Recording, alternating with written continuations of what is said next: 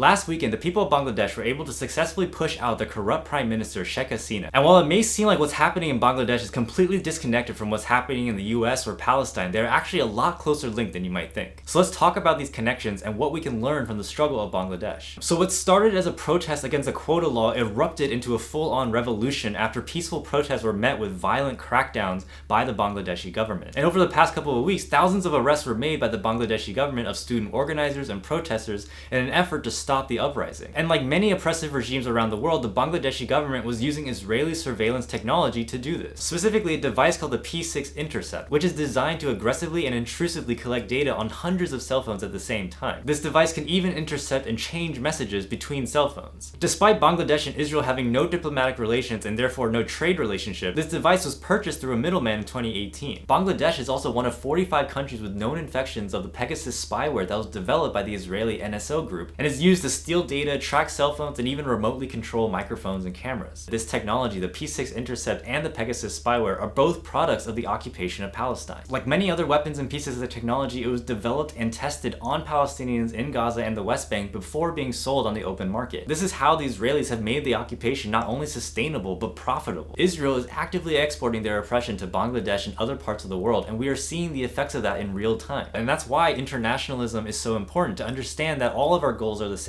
Our enemies are in fact the same. While Sheikh Hasina has now officially resigned and fled the country, that doesn't mean Bangladesh is out of the woods just yet. Bangladesh has struggled with political corruption since they gained their independence in 1971. So it makes sense that they're still very suspicious of this interim military government that's being put in place, especially because the head of the military is the cousin-in-law of Sheikh Hasina herself. But at the end of the day, the students and the citizens of Bangladesh are fighting for a better future for themselves and future generations, a future that wasn't promised to them by their current leadership. And that's at least something that we here in the US can relate to. What just happened in Bangladesh is also a reminder of the power of collective action. It's a reminder that revolution and true systemic change is not unrealistic. It's not something that only happens in science fiction or fantasy. It is something that happens in the real world, and it's a lot more common than you think. The narrative of the oppressor is that resistance is futile, that it is pointless, that you will never win against greater forces. But Bangladesh has shown us that at the end of the day, a new world and a better world is possible. We just have to be brave enough to take it. So if you made it this far in this video, what can you do to help the people of Bangladesh? A great resource to follow is the Bangladeshi Voice on Instagram, Twitter, or Telegram. They've been putting out some fantastic real-time updates throughout this entire thing. Right now, for all of us on the outside, there's not that much we can do except keep our eyes on what's happening, get real-time updates, and act accordingly depending on what happens in this situation. And ultimately, taking down the Israeli apartheid regime